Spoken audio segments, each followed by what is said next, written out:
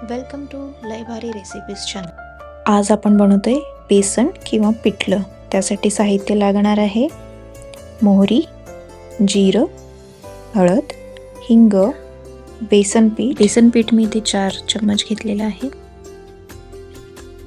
लसूण, हिरवी मिरची, कढीपत्ता, कांद्याची पात घेतली आहे, टोमॅटो आणि कोथिंबीर।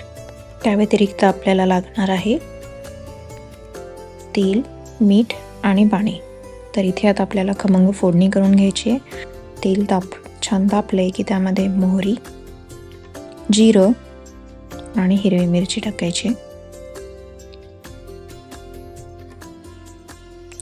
हिरवी मिरची होत आली आहे की त्याच्यामध्ये लसूण टाकायचं आहे, बारीक चिरून घेतलाय, आणि कढीपत्ता। लसूण छान लालसर झालाय की त्यामध्ये आता आपण थोडा हिंग घालायचा। त्यानंतर त्यामध्ये कांद्याची पात टाकायची। कांद्याची पात छान परतून घ्यायची। त्यावर आता हळद, टोमॅटो घालून परतून घ्यायचं आहे। टोमॅटोवर मीठ टाकायचं आहे थोडं, जेणेकरून ती लवकर शिजणार। आता त्यामध्ये मी 1 पेला पाणी टाकलंय।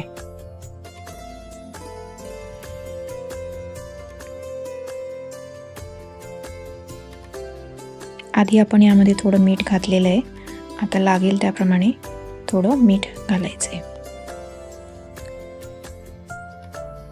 पाण्याला गरम होऊ द्यायचंय।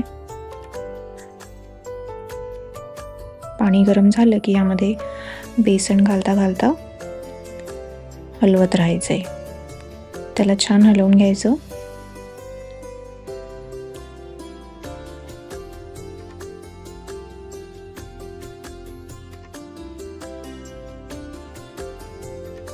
त्यानंतर त्याच्यावर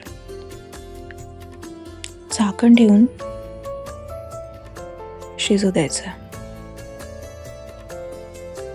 5 मिनिटानंतर आपण एकदा परत त्याला ढवळून घेऊया आणि परत 5 मिनिटं शिजायला ठेवू। तर 10 मिनिटात आपलं खमंग बेसन असं तयार होईल। आता कोथिंबीर घालायची आहे आणि बेसन आपलं खाण्यासाठी तयार आहे।